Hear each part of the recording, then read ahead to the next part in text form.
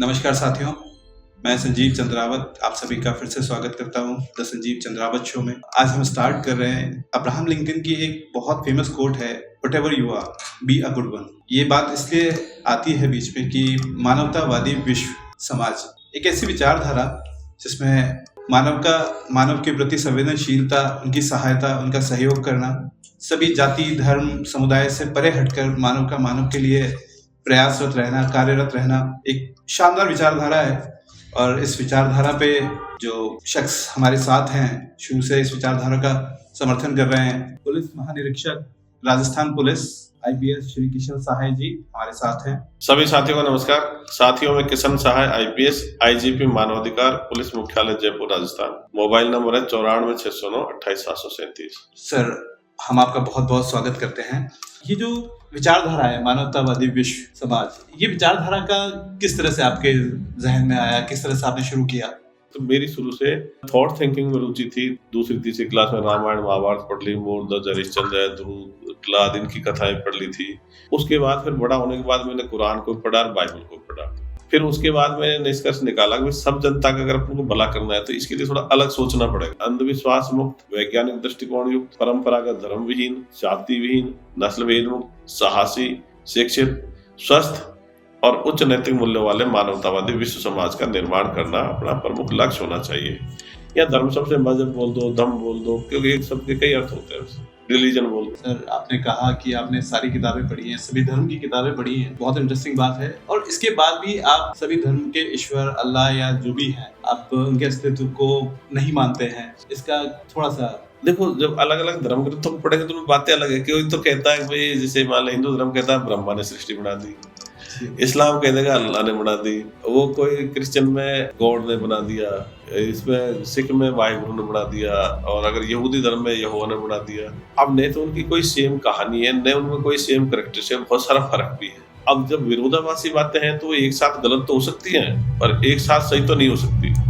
कई बार बहुत सारे कहते हैं और सारे गलत है, हम ही सही है, लेकिन उनके जैसा भी कुछ उसमें प्रकृति में जो घटनाएं घट रही हैं वो धर्म ग्रंथों में जो शक्तियों से मेल नहीं खा रही। तो ये तो एक जैसे ईश्वर अल्लाह गॉड की अपन परिकल्पना बुलाते हैं, तो बहुत सारी चीजों पर मेल ही नहीं खाती। जैसे बहुत जितने जैसे सृष्टि में या मतलब ब्रह्मांड में या प्रकृति में लाखों घटनाएं एक साथ घटती है। कोई जैसे मान लीजिए अब सारे ग्रह सूर्य के चक्कर लगा रहे हैं, इसके लिए ग्रेविटेशनल फोर्स है। अब शेर है जो गाय को खा रहा है, एक ईश्वर होता तो गाय के पक्ष में जाता, शेर के पक्ष में जाता। तो इसलिए ऐसा कोई मेल नहीं बैठ रहा। तो ये तो सिर्फ कल्पना करी है, कल्पना के आधार पर धर्म ग्रंथ या मजहबी किताबें लिखी हुई है। अब किसी व्यक्ति ने कुछ कल्पना कर दी, किसी ने कुछ कल्पना कर दी। अब जब विज्ञान आया तो उसमें वैज्ञानिकों के निष्कर्ष सब एक जैसे आते हैं। पर हालांकि एक चीज और कहूंगा कि अभी भी बहुत सारे रहस्य प्रकृति के बाकी हैं। प्रकृति के जितने वेद खुले विज्ञान से खुले, और जो बचे हुए रहस्य हैं वो भी विज्ञान से ही खुलेंगे। और जितने वेद खुले उनके पीछे वैज्ञानिक कारण है। कोई इच्छा वाला तो है नहीं साहब, किसी ने ईश्वर अल्लाह गॉड की ज्यादा मतलब दुआ कर ली, या उसकी नमाज ज्यादा पढ़ दी, या उसकी भक्ति ज्यादा कर ली, तो उससे कोई प्राकृतिक घटनाओं पर असर आ रहा हो, ऐसा चाह ही नहीं रहा। जबकि धर्म ग्रंथों में उनके सारे समाधान बता रखे, अल्लाह को याद करोगे तो ये फायदा मिलेगा, ईश्वर को याद करोगे तो ये फायदा मिलेगा, लेकिन ऐसा कोई प्रकृति में ऐसी घटनाओं को उसका मैच नहीं कर रहा। सर, जैसे हम एक चीज देखते हैं, पूरी प्रकृति के लिए आपने बात की कि जिस तरह से हमें बनाया गया है, पूरे मानव समाज को ही नहीं, जीव समाज को, जीवन मात्र सबको, जैसे आप सबको इंक्लूड कर लें, तो जिस तरह से हमें इस धरती पे जो एनवायरनमेंट है सारा हमारे फेवरेबल है। चाहे आप सोलर सिस्टम से लें, ग्रेविटेशनल फोर्स से लें, चाहे हमारे सराउंडिंग जितने प्लैनेट्स हैं उनको आप देखें, ये सारा का सारा एनवायरनमेंट हमारे को बचाने या हमारे को यहाँ रखने के लिए बनाया गया है। तो उसमें कहीं ना कहीं तो कोई ना कोई फोर्स या एक पावर उसमें काम करती होगी। हाँ, जैसे धरती पे बहुत सारा जंतु जगत है, वनस्पति जगत है, मतलब सजीव बहुत सारे हैं। क्योंकि और जो चीजें निर्जीव, तो सारे जो उपग्रह हैं वो सारे निर्जीव हैं। धरती पे जीवन है, धरती पे जीवन। हाँ, तो अब इसमें ये सारी परिस्थिति उस हिसाब से मैच यहाँ पे कर गई, तो यहाँ जीवन हो गया। हो सकता है कोई दूसरे गैलेक्सी में दूसरे ग्रह पे भी ये परिस्थिति मैच कर जाएगी, वहाँ भी हो सकता है। या जो इसके एंजाइम है, ब्लड वगैरह, वो एंजाइम वगैरह वो उस टेम्परेचर को सूट करता है कई बार। लेकिन फिर भी हम देखते हैं खोलते पानी में भी वायरस वगैरह से मिल जाते हैं, कई जमी हुई जगह मिल जाते हैं। तो काफी रेंज है इसमें। अब ये कहो भाई धरती पे किसी ईश्वर अल्लाह गॉड ने मतलब धरती को बनाया होगा पहले, फिर धरती पे जीवन को बनाया होगा, तो ये बात हम कहाँ से सीखते हैं? ये बात तो हम धर्म ग्रंथ या मजहबी किताबों से ही सीखते हैं।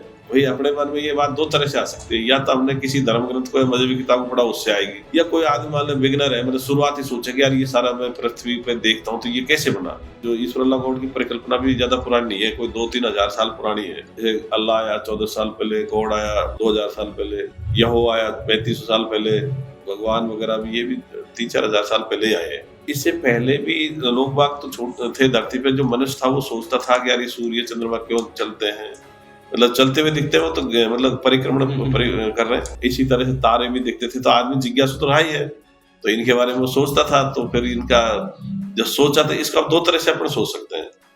एक तरफ तो सोच सकते हैं ये कैसे बने होंगे, ये तो हो गया कॉज इफेक्ट थ्योरी। एक हो गया डूअर इफेक्ट थ्योरी, किसी ने इनको बनाया है। ये हो गया ईश्वरवादी दृष्टिकोण, अल्लाहवादी दृष्टिकोण, भाई ईश्वर अल्लाह गॉड ने इनको बनाया। ये तो डूअर इफेक्ट थ्योरी, डूअर मतलब करता है और इसका इफेक्ट है। एक तरफ तो अपन कहते भाई अल्लाह ने अपनी मर्जी से इसकी शुरुआत कर दी या ब्रह्मा ने कर दी। तो एक चीज तो क्या है कि धर्म ग्रंथों में बहुत विरोधाभास है। बाइबल में, कुरान में तो लिख दिया भाई अल्लाह ने या गॉड ने सृष्टि को 6 दिन बना दिया। ओके, अगर पहले दिन तो पृथ्वी बनाई, दूसरे दिन प्रकाश फैलाया, तीसरे दिन सूर्य चंद्रमा तारे बना दिए, चौथे दिन पहाड़ बिछा दिए, फिर 5 चौपाई जानवर फैला दिए, छठे दिन कुछ काम किया और 7वें दिन आराम किया। और ब्रह्मा ने इस तरह दूसरी तरह से बना दिया। तो ये मैच नहीं करा, क्योंकि अब अपने भारत में तो सोचते भाई यही सारे युग वगैरह सब यही हो गए। दूसरे देशों में अपने हिसाब से उसका वर्णन कर रखा है। उन्हीं धर्म ग्रंथों में ये भी लिख दिया कि जैसे धरती चौकोर चपटी है, उसी में लिख दिया धरती गाय की सींग पे शेष नाग पे, तो वो भी नहीं है। उन्हीं में लिख दिया काली जीव वाले पे बिजली गिरती है, जबकि बिजली गिरने के तो अलग कारण निकले। तो फिर उनके पीछे कारण ढूंढे तो कारण दूसरे निकल रहे हैं। तो वो तो उन्होंने सारा जवाब दे दिया भाई ऐसे ऐसे अल्लाह गॉड ने ब्रह्मा ने कर दिया और उसको पढ़ लो। लेकिन अब उनका कोई तारतम्य नहीं बैठता। जब कुछ भूकंप आया, ज्वालामुखी आया, जब उनको याद किया भगवान को, अल्लाह गॉड को, कोई मदद भी नहीं की, जबकि उनके लिए प्रेयर भी दे रखे भी इस चीज की प्रार्थना करो तो ये अपनी मदद करेंगे। तो जब कोई संकट आया तो मदद नहीं की, लोगों ने सोचा यार ये तो कोई मैच नहीं कर पा रही बात है। इसलिए फिर ये मतलब फिर लोग विज्ञान की तरफ आने लगे 400-500 साल पहले। ये विज्ञान की बात अगर करते हैं सर, जैसे काफी सारे, मैं मजहब किसी एक मजहब की बात नहीं करूंगा, सभी मजहब की बात करते हैं, वो इवोल्यूशन थ्योरी को नहीं मानते कि मनुष्य का या मानव जीवन किस तरह से स्टार्ट हुआ। अब देखो जो मजहबी या धार्मिक लोग बाग है वो अपनी बात को जस्टिफाई करने के लिए तरह तरह से उनको व्याख्याओं को मोड़ देंगे। कभी कहेंगे इसकी व्याख्या ऐसे नहीं, ऐसे होगी, इस शब्द का मैं ये अर्थ नहीं, ये अर्थ निकालूंगा। अब चूंकि वैसे धर्म ग्रंथ आम जनता के लिए लिखे गए थे, मजहबी किताबें, तो उनके तो सिंपल ही अर्थ थे। लेकिन अब चूंकि वो मैच नहीं करता तो फिर उसका दूसरा अर्थ निकालने लग जाते हैं। ऐसे उनका कोई मैचिंग नहीं है। तो इवोल्यूशन थ्योरी है, साइंस है। लेकिन मैं इसे थोड़ी आगे बात भी कहूंगा। प्रकृति के जितने रहस्य खुले हैं विज्ञान से खुले हैं, अभी बहुत सारे रहस्य बचे हुए हैं, तो बचे हुए रहस्य भी विज्ञान से खुलेंगे। इसलिए अपन इस पे अंतिम उस पे नहीं आए। विज्ञान के शुरुआती दौर का दो, मध्य का दौर का दो, पर बहुत सारी चीजें बाकी है। लेकिन धर्म ग्रंथों ने सारी आखिरी बातें बता दी। धर्म ग्रंथ मजहबी किताब में सारा बता दी ऐसे ऐसे हुआ, अब इसका तुम भजन करो, नमाज पढ़ो इसकी और तुम फायदा मिलेगा। तो उनका कोई मैचिंग नहीं है। क्योंकि अगर मैं ये मानता हूँ 3-4 हजार साल से पहले जब प्राचीन सभ्यताएं थी, सिंधु घाटी सभ्यता, मिस्र की सभ्यता, बेबीलोनिया की सभ्यता, यूनान की सभ्यता, चीन की सभ्यता, या कोई पूर्वज थे जैसे राम हो गया, कृष्ण हो गया, हो सकता है पूर्वज रहे हो, तो इनको मानने लगे। तो या तो कोई पॉपुलर पूर्वज को पूज रहे थे या फिर ये प्राकृतिक शक्ति पूज रहे थे। फिर उसके बाद में 3-4 हजार साल पहले जैसे अब्राहम आया, फिर मूसा आया, उसने कहा नहीं नहीं इनके पीछे कोई एक अलग शक्ति है, उसका नाम उसने यहोवा दिया, फिर उसको गॉड कह दिया, उसको अल्लाह कह दिया, उसको वाहेगुरु कह दिया। तो एक कल्पना के तहत ये बातें आई। फिर सर एक चीज हम देख रहे हैं आजकल का जो युवा है, वो युवा फिर से उसी चीज पे, मतलब धर्म के रास्ते पे, आस्था के उस पे बहुत ज्यादा वापस से मोल्ड होते जा रहे हैं युवा। आज के पूरे वर्ल्ड के युवा तो ज्यादातर इनको छोड़ रहे हैं।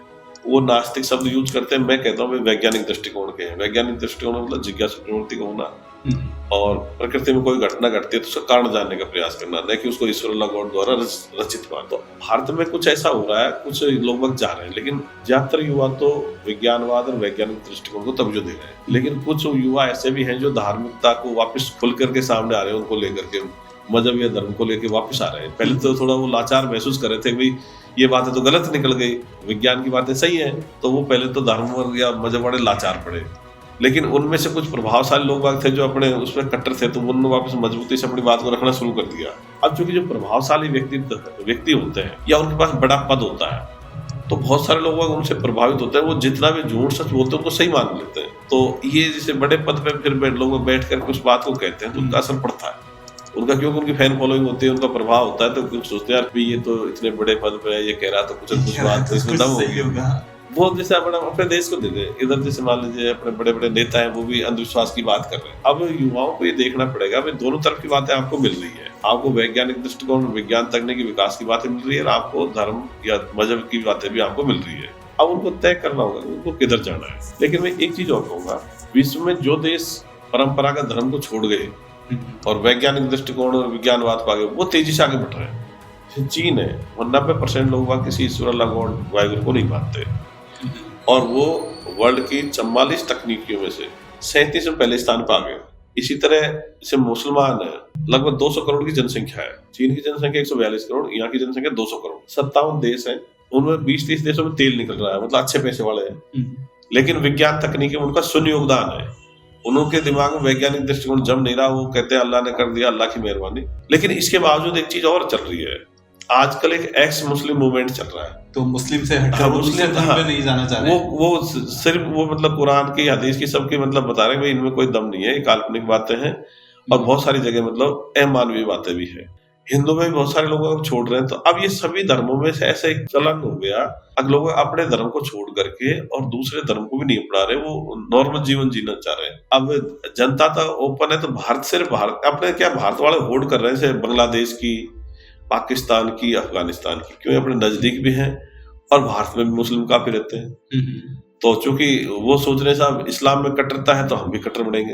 अब अपन को ये देखना है कि कट्टर बनने से हमको फायदा क्या है। अपने पास चीन है पड़ोस में, चीन में 90% किसी को नहीं मान रहे, रूस भी फिर चीन से लगता हुआ है, वहां भी नहीं मानते, वहां कम्युनिस्ट सरकार थी। तो वो तो उल्टा मतलब अमेरिका के बराबर टक्कर ले रहे हैं, और अपन मतलब सब चीज खरीद खरीद के ला रहे हैं। तो हमको अब होड़ करनी है चीन की, रूस की, अमेरिका की, और अपन होड़ कर रहे हैं पाकिस्तान की, बांग्लादेश की, अफगानिस्तान की। तो ये देश के हित में, जो मैं तो चाहता हूँ, जो धार्मिक बनना चाह रहे हैं, मजहबी लोग आगे वो देश हित में सोचेंगे, तो सोचो इससे देश को क्या फायदा इनसे। अगर इनसे आगे देश बढ़ा होता, तो मान लो हिंदू धर्म के लिए कहते हैं साहब 2-3 हजार साल से था, बौद्ध धर्म भी 2-3 हजार साल से था, ये भी था, तो अपन तो खूब गुलामी झेली 1000 साल की। वो अपनी गुलामी को भी नहीं बचा पाए, वो जगह मंदिर तोड़े गए, मूर्तियां तोड़ी गई, कुछ फर्क ही नहीं पड़ा। जब तुर्क वगैरह आए, अरब आए, मुगल आए, मुगल के बाद फिर जो अंग्रेज आए, तो अल्लाह को मानने वाले इस्लामिक थे उनको भी हरा दिया, और सिख धर्म वाले, वाहिगुरु वाले, उनको भी हरा दिया। तो वो चूंकि वो अच्छे उच्च तकनीकी हथियार ले आए, तो मामला तो हथियारों पर आगे टिकता, तकनीकी पे आगे टिक रहा है, न कि वो धर्म पे।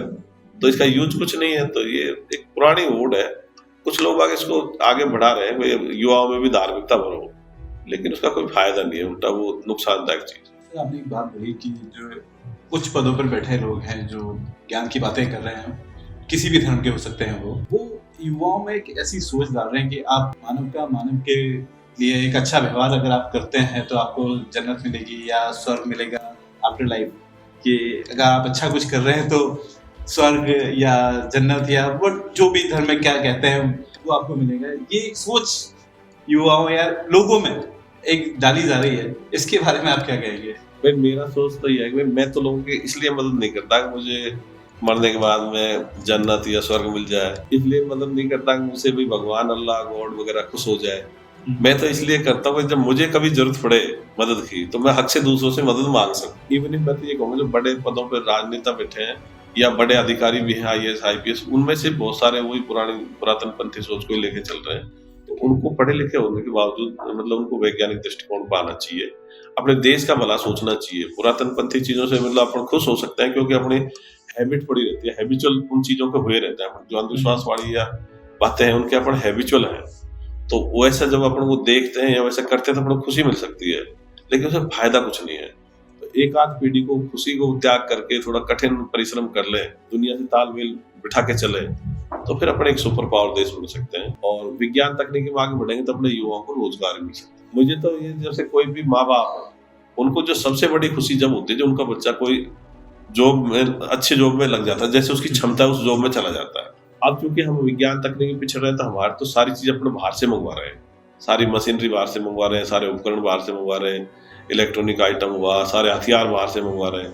तो अपन तो कुछ बना ही नहीं रहे, तो अपने बच्चे तो बेरोजगार इसलिए घूम रहे हैं। तो अगर जो भी कोई युवाओं के लिए सोचेगा, जो कोई अगर मैं युवाओं के लिए कोई सोचता है, तो वो ये की बात सोचेगा भाई मैं देश को विज्ञान तकनीकी पे लाऊंगा, विज्ञान तकनीक विकास करूंगा ताकि ये देश में हमारे युवाओं को रोजगार मिले। एक आम जन के लिए सिविल राइट्स की क्या मायने होते हैं?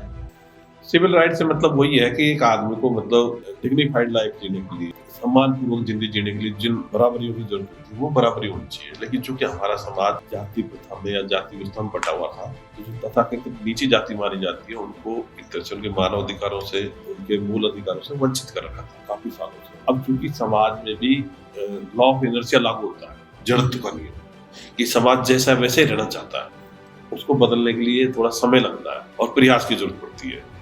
जैसे कोई कार खड़ी है तो खड़ी रहना चाहेगी, उसको आप एक्सीलेटर दबाओ तब जाके वो चलेगी, ज्यादा प्रयास करना पड़ेगा शुरुआत में। संविधान के जो 17 अनुच्छेद 17 में अस्पृश्यता का अंत लिख दिया, लेकिन अभी भी कई जगह देखने को मिल जाता अभी भी है। हाँ, तो इसलिए चूंकि सिविल राइट 1955 में इसलिए बनाया था भाई समाज में इस तरह की व्यवस्था ऊंच नीच की है, बहुत सारे लोगों के बाल नहीं काटते, कईयों के कपड़े नहीं धोते, कहीं प्रेस नहीं करते, और तरह तरह की उनको मतलब पानी नहीं पीने देते, जो सार्वजनिक जगह है टंकी से कुएं से पानी नहीं निकलता, बहुत सारी चीजें ऐसी थी। तो ये सिविल राइट एक्ट बनाया था 1955 में, भाई लोग बराबर आ जाएंगे, इसमें कम था। फिर 1989 में फिर ये SC/ST एक्ट लाना पड़ा, उसकी थोड़ा कठोर उसमें प्रावधान किए गए। और चूंकि यहाँ पर तो ये कह रहे हैं जब मानवतावादी विश्व समाज विचारधारा में सुनते कहते हैं जातियों की जरूरत क्या पड़ रही है, ये जाति प्रथा को खत्म ही करो, ये अपने लिए कोई फायदेमंद नहीं है। बहुत सारे लोग मेरे को सोशल मीडिया में कहते हैं अपने अपनी जाति पे गर्व करो। भाई जब जाति आएगी तो जाति का इतिहास भी आएगा। आप जिन लोगों के पूर्वजों के साथ मतलब छुआछूत रहे हो, किस बात में गर्व करेंगे? तो गर्व कैसे करेंगे? तो गर्व करने का कोई रीजन तो होना चाहिए। भाई चलो जो अपर तथाकथित जो ऊंची जाति मानी जाती है वो तो गर्व कर लेंगे, लेकिन नीची जाति किस बात में गर्व करेगी? साहब हमारे ऊपर हो गए, मतलब ये समस्या झेलनी पड़ी, इसमें गर्व कैसे करें? पहले हम समाज को बांटे जातियों में, फिर कहे एक साथ रहो। तो बांटने की क्या जरूरत पड़ रही है भाई? सही बात है। आजकल सभी जातियों के बच्चे स्कूल कॉलेज में साथ पढ़ते हैं। यस। अब साथ पढ़ते हैं, उनमें फ्रेंडशिप भी होती है, वो देखते हैं मेरी किसी भी जाति का बच्चा होता है, उनके दोनों का वहाँ मेल खा जाता है, तो वो दोस्त बन जाते हैं। उनको ऐसा महसूस ही नहीं होता कि भाई ये तो कमजोर जाति का है या मजबूत जाति का है। तो इसलिए जाति प्रथा अपने लिए बहुत घातक चीज है। इसी की वजह से SC/ST एक्ट बनाना पड़ा, इसी की वजह से सिविल राइट एक्ट बनाना पड़ा। और अभी भी ज्यादा कदम देखते हैं, कभी जैसे मूंछ के लिए कोई आदमी मार दिया मूंछ रखने पे, या घोड़ी पे नहीं चढ़ने दिया, या फिर कई बार मटके में, स्कूलों में जैसे बर्तन भी बच्चे अलग अलग है, उनके सवर्ण जाति के बच्चों के अलग बर्तन होंगे, तथाकथित सवर्ण या तथाकथित दलित उनके अलग बर्तन होंगे। तो बच्चों को भी ये माँ बाप ये सिखाते हैं, वो भी गलत है। बच्चों को हर माँ बाप को सिखाना चाहिए भाई ऐसा कुछ नहीं है, ये गलती से हमारे समाज में, देश की समाज में आ गया था, इसको मिटना है। जातियों की भी जरूरत नहीं है। आगे चल के मैं तो यही चाहूंगा 10-20 साल में जाति व्यवस्था को भी खत्म किया जाए, ये देश के लिए घातक चीज है। सर, मानवतावादी विश्व समाज, आज युवा जो हैं उनके हाथ में आने वाला भविष्य है, उनको क्या संदेश देना चाहेंगे सर आप? देखो, युवाओं का तो मेरा यही है कि युवाओं को मैं यही कहूँगा भाई आप एक तो साहसी बनो, और एक मतलब जैसे कमजोर टाइप मत बनो। जैसे मान लो किसी के, मैं तो यही कहूँगा युवाओं को, एक तो किसी बड़े से बड़े बाबा, बड़े से बड़ा नेता, बड़े से बड़ा अधिकारी या कोई भी डिग्निटरी हो, किसी के पैर मत छुआ करो। अभिवादन में भी पाए लागू, चरण ऐसे शब्द काम में मत लो, इससे थोड़ा अपने कमजोरी आती है। नमस्कार बोल दो, प्रणाम बोल दो, गुड मॉर्निंग, गुड इवनिंग, सुप्रभात, जय मानवता, जय नैतिकता, जय विज्ञान। मैं ये भी कहूंगा युवाओं से भी जो अपन अभिवादन के शब्द हैं, व्यक्ति विशेष या धर्म विशेष या वर्ग विशेष वाले अभिवादन के शब्द में क्या अपन जुड़ नहीं पाते। जैसे एक ने बोला राम राम, दूसरा बोल रहा है सलाम वालेकुम, वही अड़बड़ हो गई। एक बोल रहा है बुद्धाय नमः, दूसरा कह रहा है जय जिनेंद्र, वही नहीं पड़ी। एक बोल रहा है जय भीम, दूसरा बोल रहा है जय तेजा जी, तो वही अड़बड़ हो गई। तो ऐसे शब्द भी अपन को बांटते हैं, तो इसलिए आपने जय मानवता बोल दी, जय नैतिकता बोल दी, तो इसमें तो कुछ फर्क ही नहीं पड़ रहा, जय विज्ञान बोल दिया। दूसरा मैं युवाओं से ये कहूंगा वैज्ञानिक दृष्टिकोण को युवा अपनाए। वैज्ञानिक दृष्टिकोण अपनाने का मतलब अपने खुद के पैरों पर खड़े हो, स्वावलंबी बने। तो युवाओं से मेरा यही है भाई, मानवतावादी विश्व समाज की विचारधारा है जिसमें विज्ञानवाद और वैज्ञानिक दृष्टिकोण है और उच्च नैतिकता है, इसको अपनाएं और जन जन तक पहुंचाएं। उच्च नैतिकता का मतलब है जो व्यवहार मुझे पसंद नहीं है वो व्यवहार में दूसरे से नहीं करूँ। मैं युवाओं के लिए एक चीज पूछना चाहूंगा आपसे, एक आम आदमी से पुलिस महानिरीक्षक का सफर, एक इंस्पिरेशनल स्टोरी छोटी सी आप हमारे युवाओं को बताएं। साथियों, मैं बताऊं आपको, मैं पहली क्लास से मैं पढ़ने में ठीक था, मतलब ठीक 80-50% मेरे बनते थे, तो मैं सही था वैसे, और हर साल मेरे इतने बनते। मेरे तो मदर फादर ज्यादा कोई पढ़े लिखे पिताजी साक्षर तो थे, और पढ़े लिखे नहीं थे घर में।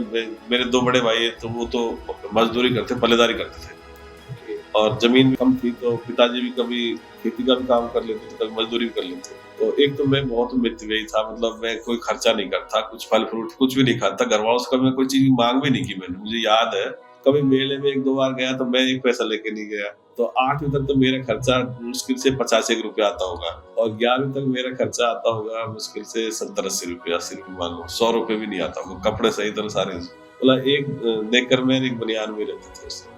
फिर मैं 9th में फिर मैथ साइंस ले ली, उसके बाद में फिर बीईटी में सिलेक्शन हो गया था, MNIT में आ गया। यहाँ मैं इलेक्ट्रॉनिक्स में मैंने उस समय इंजीनियरिंग करी। उसके बाद मेरा एसएलसी की एग्जाम थी IAS, तो उसमें मेरा इलेक्ट्रिकल में इलेक्ट्रॉनिक्स दोनों में सिलेक्शन हो गया था रेलवे, पर मैं उसमें गया नहीं था। इसके बाद मेरा UPSC में, मतलब इसमें भी हुआ था, इंडियन पोस्टल सर्विस में, उसमें मैं नहीं गया। फिर यहाँ तो मैं पहले तो RPS में आया था, फिर RPS से प्रमोशन होकर 2013 में IPS में आया। मैं क्या शुरू से थॉट थिंकिंग टाइप जरूर करता था बचपन से ही, तो मैं जैसे स्टूडेंट था वैसे मैं पुलिस में आया। मैं मतलब मैं एक तरह से देखा जाए तो जैसे पुलिस वाले होते हैं वैसा मैंने कुछ ज्यादा नहीं सोचा। मैं पुलिस में भी जनता का आदमी बन के ही रहा, मतलब जो जनता की समस्या थी मैं सोचता इनको अपन को दूर करें। मैं कभी ऐसे नहीं सोचता कि जनता के लिए पड़े, मतलब इसलिए मेरा क्या है कि जहाँ भी मेरी पोस्टिंग रही है मेरा जनता से बहुत अच्छा लगा हुआ है मुझे। मतलब अब तो मैं ऑफिस में हूँ, चलो पुलिस हेडक्वार्टर, लेकिन मैं जिले में कहीं रहा तब मैं जनता से उतना ही अब वह व्यवहार में रहा, तो मेरे कोई फर्क नहीं आया। मतलब स्टूडेंट वैसा ही था, पुलिस में आके वैसे ही रहा। आप सभी साथियों को मैं बताना चाहूँगा, आप कभी भी एनी टाइम सर को फ़ोन करके सर से मिल सकते हैं। अपनी समस्याओं का समाधान आपको सर के पास जो हो सकता है वो हमेशा मिलेगा। सर का तहे दिल से शुक्रिया और धन्यवाद देता हूँ, आप हमारे शो में पधारे। एंड हम आपके लिए बहुत बहुत शुभकामनाएं देते हैं सर, कि आपकी जो सोच है मानवता वाली, विश्व समाज, इस पर आप बहुत ही अग्रणी जो काम कर रहे हैं, बहुत ही अच्छे काम कर रहे हैं, और आगे भी ऐसे ही करते रहें। हमारी बहुत बहुत शुभकामनाएं हैं आपके साथ। Thank you sir. धन्यवाद आप सभी।